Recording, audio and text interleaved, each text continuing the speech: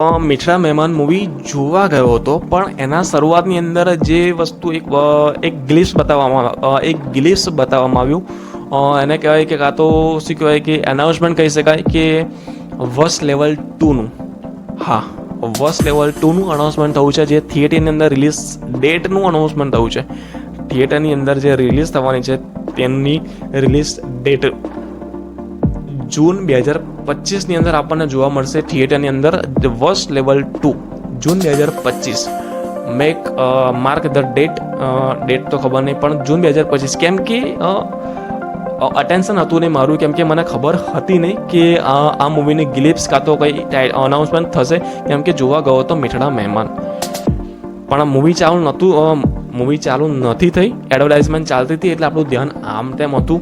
પણ એકદમ વસ લેવલ 2નું જે આપણે મુખ્ય અભિનેત્રી છે જાનકી બોડીવાલા, તે એનો ચહેરો એકદમ સામે આવી ગયો. જે ફર્સ્ટ પાર્ટ હતો તેની લાસ્ટમાં જે એન્ડિંગ થયું હતું, જાનકી બોડીવાલાનું જે કેરેક્ટરની અંદર જે વાળ ને બધા ગરી ગયા હતા, ઉતરી ગયા હતા, જે પ્રકારનું, તો એવી આપણને જે એક્ટ્રેસ જાનકી બોડીવાલા જ આપણને નજરે પડે છે.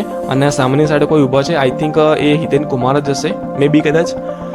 તો આટલો સીન પતે છે અને એક અનાઉન્સમેન્ટ થાય છે કે જૂન 2025 વસ લેવલ 2 થિયેટરની અંદર નોક કરશે. તો જોવા એ જ રહ્યું કે હવે આનું ટ્રેલર પહેલું તો ટીઝર ક્યારે આવે છે.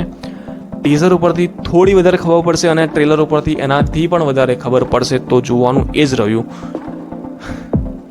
કે હવે જામશે તો કેવી જામશે, કેમ કે સ્ટોરી જોવાની એકદમ કડક નીકળી ગઈ. તો આપણા અજય દેવગન ભાઈ શૈતાન 2ની સ્ટોરી ઓલરેડી લોક કરી દીધી છે, તો શું વસ લેવલ 2ની સ્ટોરી ગજબ નીકળી જાય તો શું એ સ્ટોરી શૈતાન 2ની અંદર આ મૂકી શકશે, જોવાનું એ જરૂર. બાકી આની અંદર તો 3 કેરેક્ટર ઓલરેડી છે જ, જાનકી બોડીવાલા, હિતેન કુમાર અને હિતુ કનોડિયા.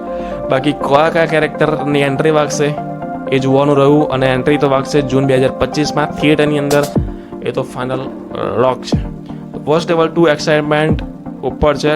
પહેલાં ટીઝર અને પછી ટ્રેલર, પછી એક્સાઇટમેન્ટ શું હોય છે.